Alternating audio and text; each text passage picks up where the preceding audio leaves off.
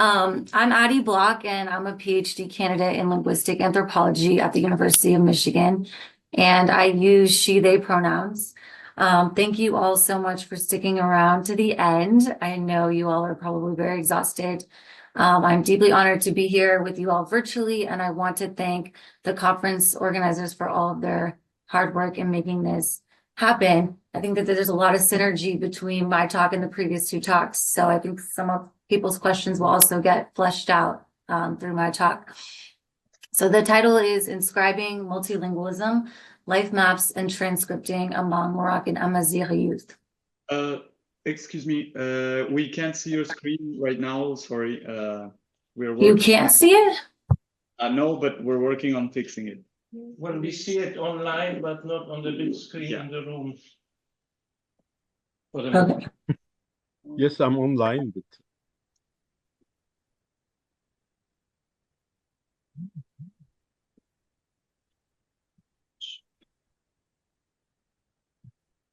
Can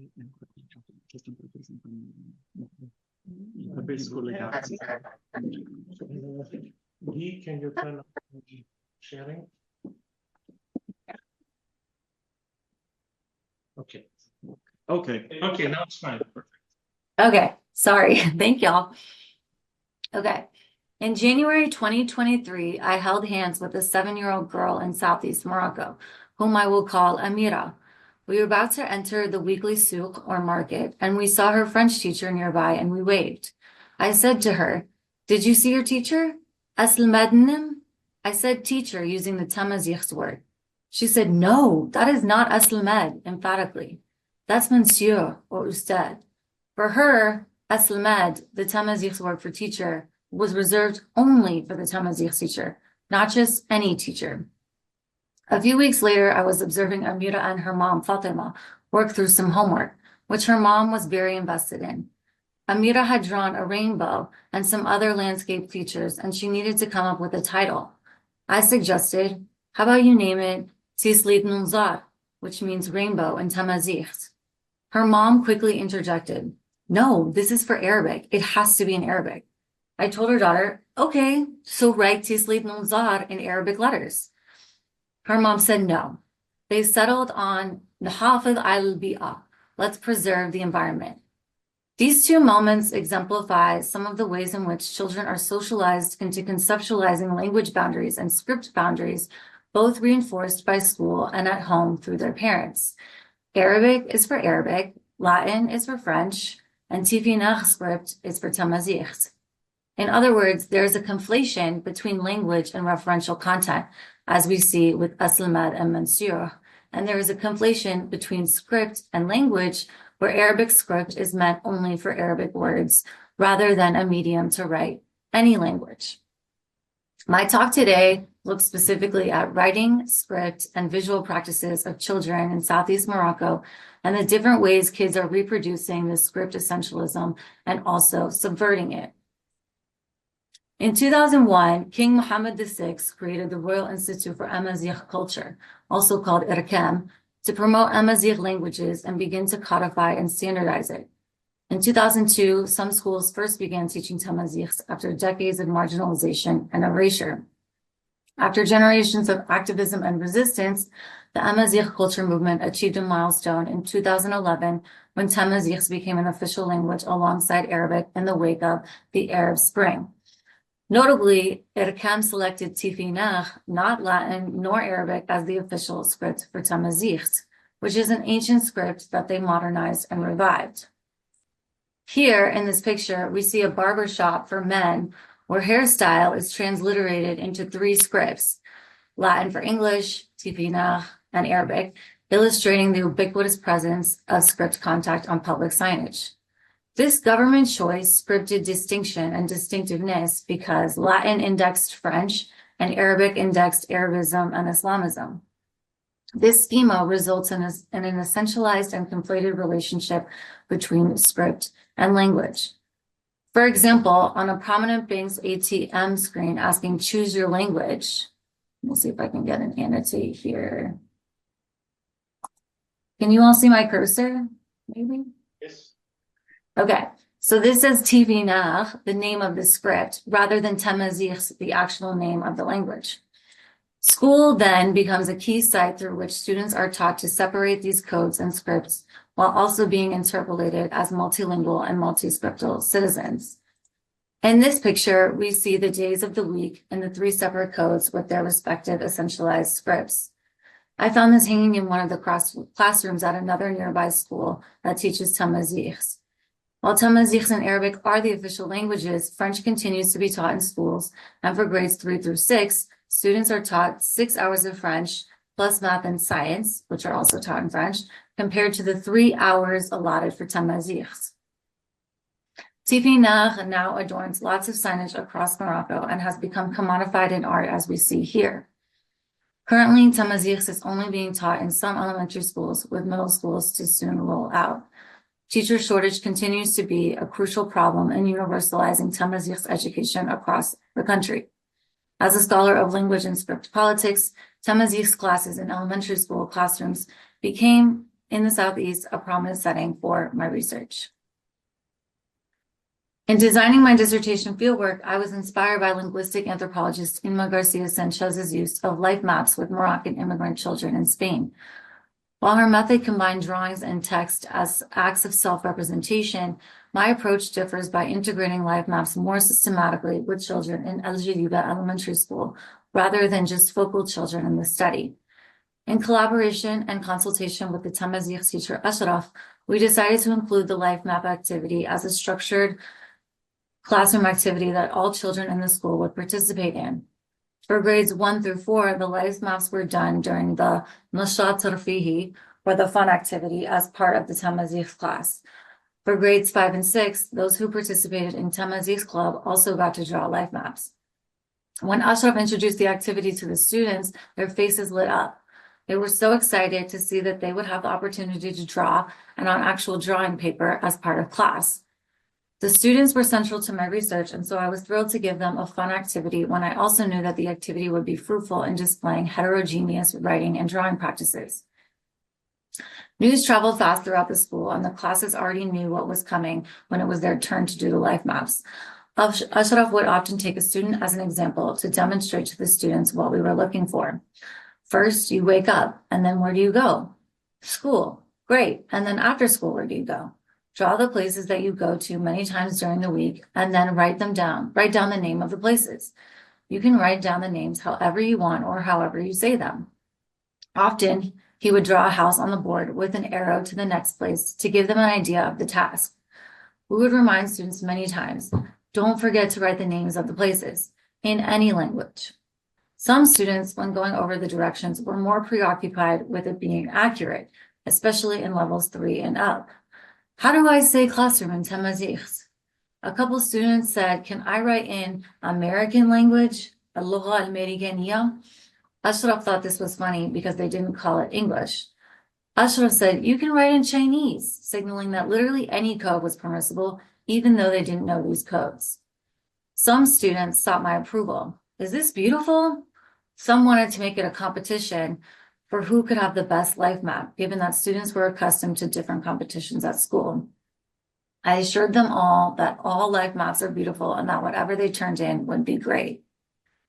In this talk, I aim to take children's drawings and their writing practices seriously as both a powerful act of self-representation and as what Amazigh studies scholar Brahim Al-Gabli calls an other archive.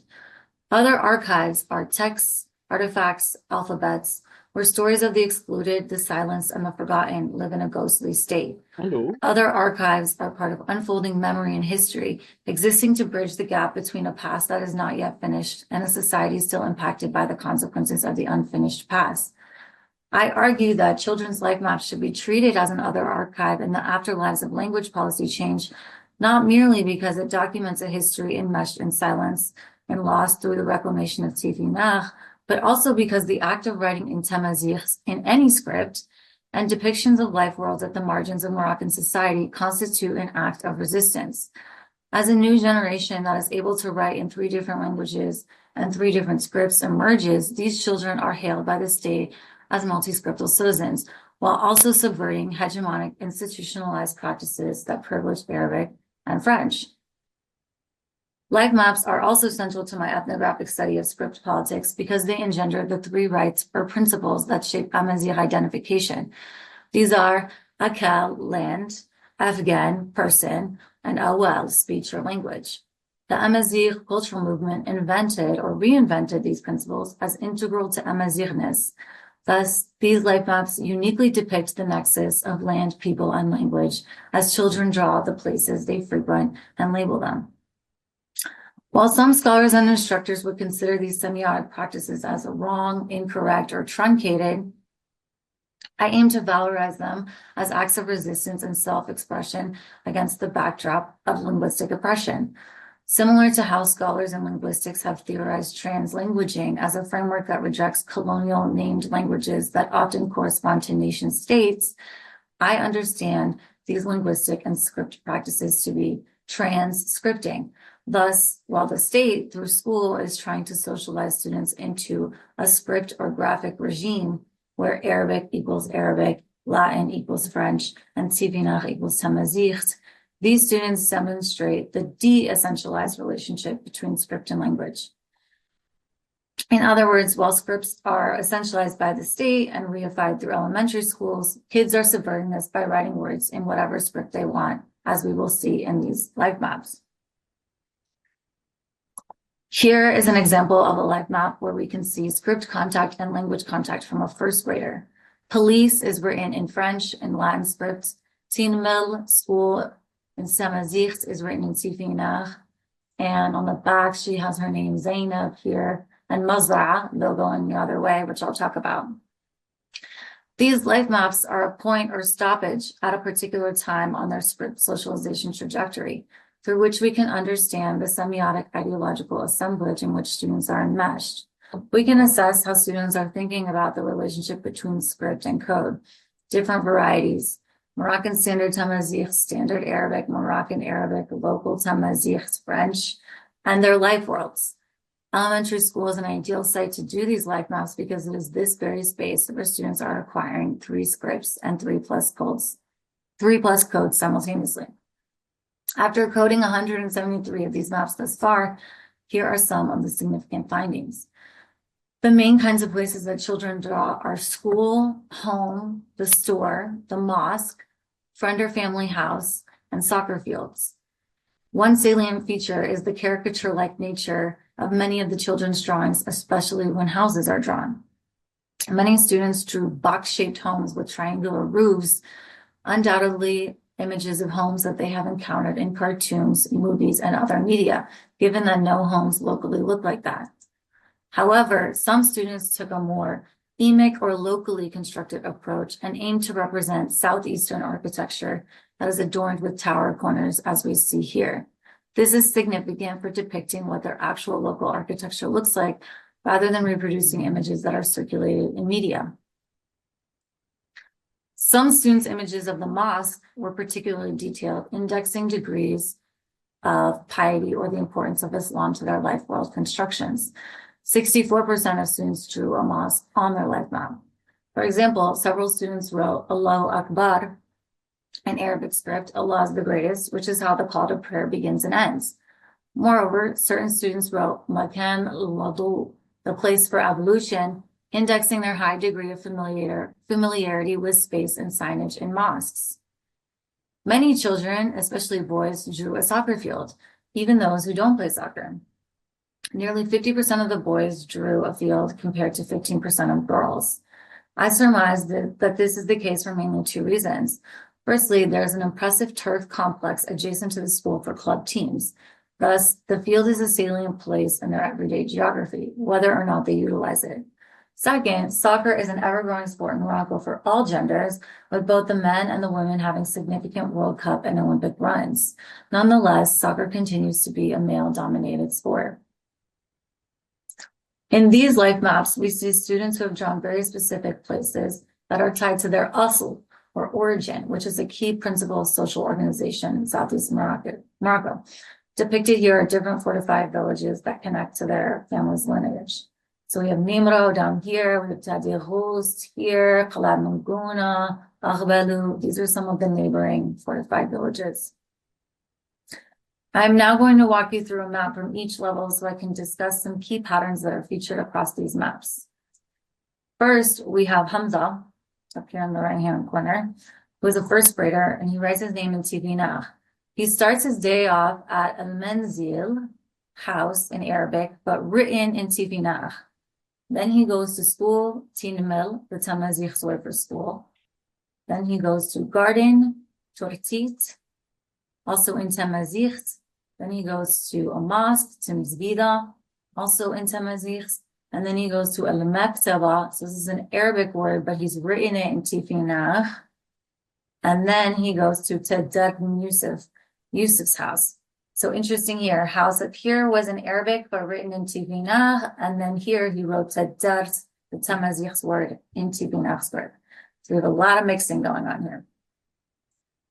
Next, we have a second grader who has garden, Hadiqa, in standard Arabic, Tinmil in Tamazigh, Taddarat, which is supposed to be Taddart. And here he writes a sentence, Nikli Ghurbaba, I'm at dad's. So he writes a Tamazigh sentence using the Arabic script. For this third grader, we start with Taddart, written in Tamazigh, then Tinmil, Tamazigh's word for school, then he goes to the field, Malab in Arabic, and the mosque, Masjid. Then up here we have Jarda. So Jarda is a Darija, as Guy was talking about, Darija, Moroccan Arabic word, but also that comes from the French, Jarda. And then he goes to the piscine, same case where it's coming from the French, but then it's adopted or borrowed into Moroccan Arabic, and he writes it with Arabic letters. For this fourth grader, we see only Tifinagh script, but as you may have surmised, she does not use only Tamazigh's words. For mosque, she uses al-jana. So there's two words typically in Fusha for mosque, masjid or jana. So here she uses al-jana. And then down here, she uses al-maktaba, again, library, instead of the Tamazigh's word, timidlis.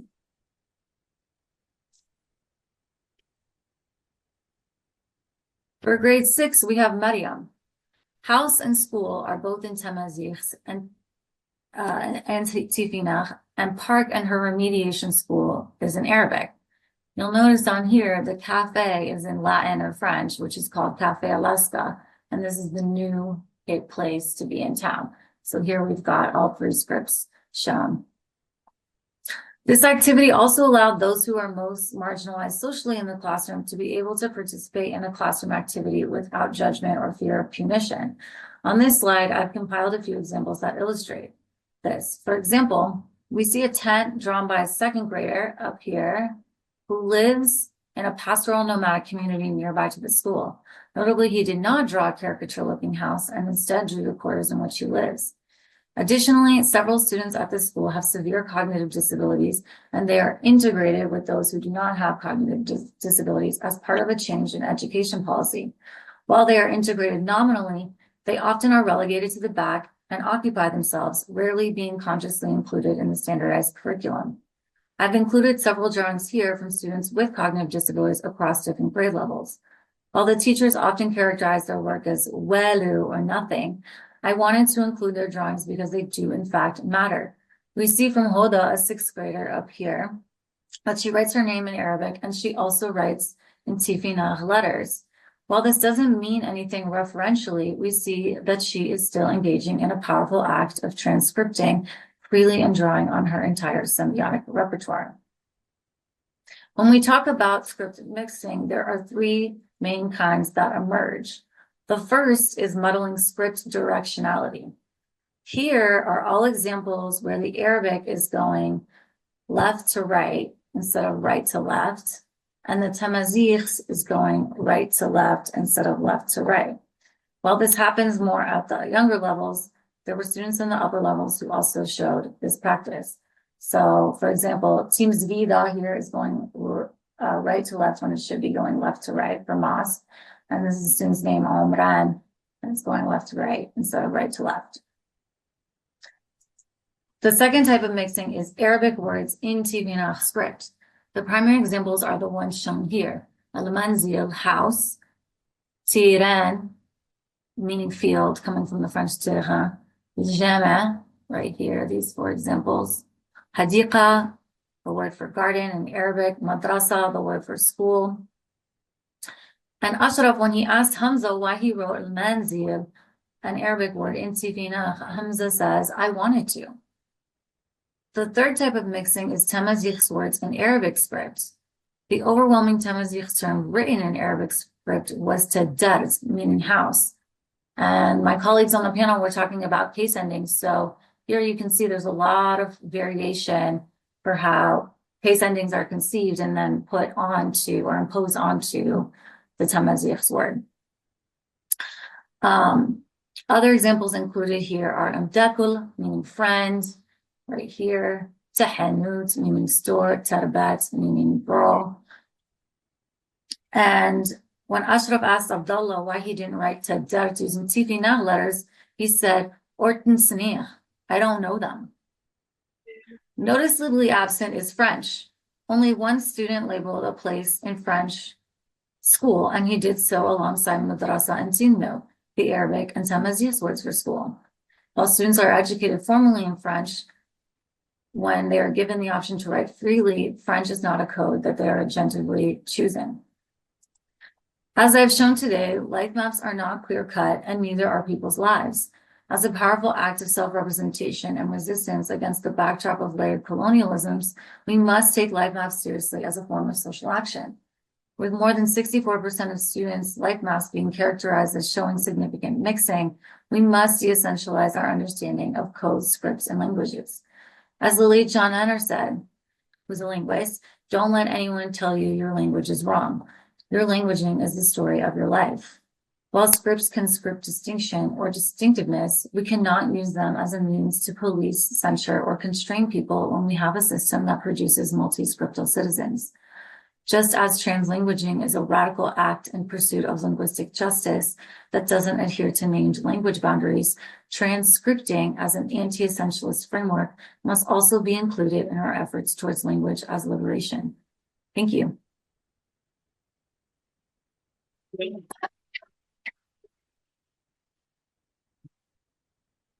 will have to leave the room very soon, so we have time only for one short question.